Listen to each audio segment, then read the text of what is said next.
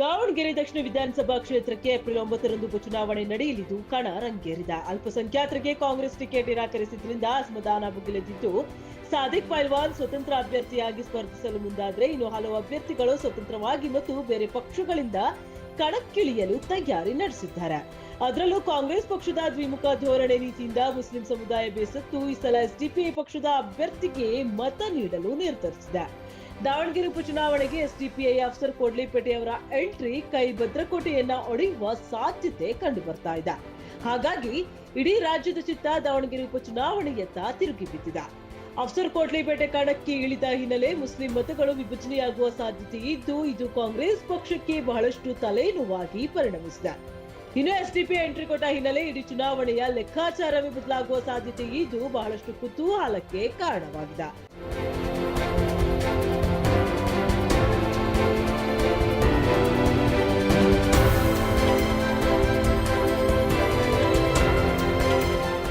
ಇನ್ನು ದಾವಣಗೆರೆ ದಕ್ಷಿಣ ವಿಧಾನಸಭಾ ಕ್ಷೇತ್ರದ ಉಪಚುನಾವಣೆಗೆ ನಾಮಪತ್ರ ಸಲ್ಲಿಕೆಗೆ ಕಡೆಯ ದಿನವಾಗಿದ್ದ ಸೋಮವಾರ ಒಂದೇ ದಿನ ಒಟ್ಟಾರೆ ಅಲ್ಪಸಂಖ್ಯಾತ ಅಭ್ಯರ್ಥಿಗಳು ಸೇರಿದಂತೆ 39 ಅಭ್ಯರ್ಥಿಗಳು ನಾಮಪತ್ರ ಸಲ್ಲಿಸಿದ್ದಾರೆ ಎಂದು ತಿಳಿದು ಬಂದಿದೆ.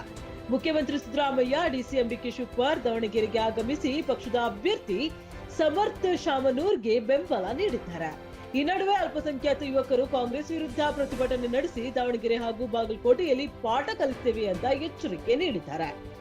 ರಾಜಕೀಯ ಹೈಡ್ರಾಮಾ ನಡೆಯಬಹುದಾದ ಸಾಧ್ಯತೆ ಹಿನ್ನೆಲೆ ನಗರದಲ್ಲಿ ಬಿಗಿ ಪೊಲೀಸ್ ಬಂದೋಬಸ್ತ್ ಕೈಗೊಳ್ಳಲಾಗಿದೆ. ಶಿವಮೊಗ್ಗ, ಚಿತ್ರದುರ್ಗ ಮತ್ತು ಹಾವೇರಿ ಜಿಲ್ಲೆಗಳಿಂದ ಹೆಚ್ಚುವರಿ ಪೊಲೀಸ್ ಸಿಬ್ಬಂದಿಯನ್ನ ಕರೆಯಲಾಗಿದೆ. ನಗರದ ಪ್ರಮುಖ ಪ್ರದೇಶಗಳಲ್ಲಿ ಪೊಲೀಸರು ಕಟ್ಟುನಿಟ್ಟಿನ ನಿಗಾ ವಹಿಸಿದ್ದಾರೆ. ದಾವಣಗೆರೆ ದಕ್ಷಿಣ ಟಿಕೆಟ್ ಅಂತಿಮಗೊಳಿಸುವ ಮುನ್ನ ಅಲ್ಪಸಂಖ್ಯಾತ ಸಚಿವರು ಶಾಸಕರನ್ನ ಕರೆದು ಸಿಎಂ ಸಿದ್ದರಾಮಯ್ಯ, ಡಿಸಿಎಂ ಡಿಕೆಶಿ ಮನವೊಲಿಸಿದ್ರು. ಹೀಗಾಗಿ ಕೊನೆ ಕ್ಷಣದಲ್ಲಿ ಕಣದಿಂದ ಬಂಡಾಯ ಅಭ್ಯರ್ಥಿ ಹಿಂದೆ ಸರಿತಾರೆ, ಪಕ್ಷದ ಅಭ್ಯರ್ಥಿಯನ್ನ ಗೆಲ್ಲಿಸಿಕೊಂಡು ಬರ್ತಾರೆ ಎಂಬ ವಿಶ್ವಾಸದಲ್ಲಿ ನಾಯಕರಿದ್ರೂ ಕೂಡ ಸ್ವಪಕ್ಷದ ವಿರುದ್ಧವೇ ತೊಡೆತಟ್ಟಿರುವ ಸಾದಿಕ್ ಪೈಲ್ವಾನ್ ಯಾವುದೇ ಕಾರಣಕ್ಕೂ ಸ್ಪರ್ಧೆಯಿಂದ ಹಿಂದೆ ಸರಿಯಲ್ಲ ಅಂತ ಹೇಳಿ ನೂರಾರು ಬೆಂಬಲಿಗರ ಜೊತೆ ತೆರಳಿ ನಾಮಪತ್ರ ಸಲ್ಲಿಸಿದ್ದಾರೆ.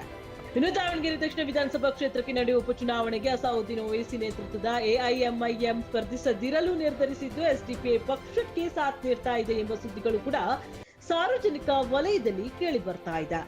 ಎಸ್ಡಿಪಿಐ ಸ್ಪರ್ಧೆಯಿಂದ ಕಾಂಗ್ರೆಸ್ ಪಕ್ಷಕ್ಕೆ ದೊಡ್ಡ ಮಟ್ಟದ ಪೆಟ್ಟು ಬೀಳುವುದಂತೂ ಅಕ್ಷರಶಃ ಸತ್ಯ ಎನ್ನಲಾಗಿದೆ.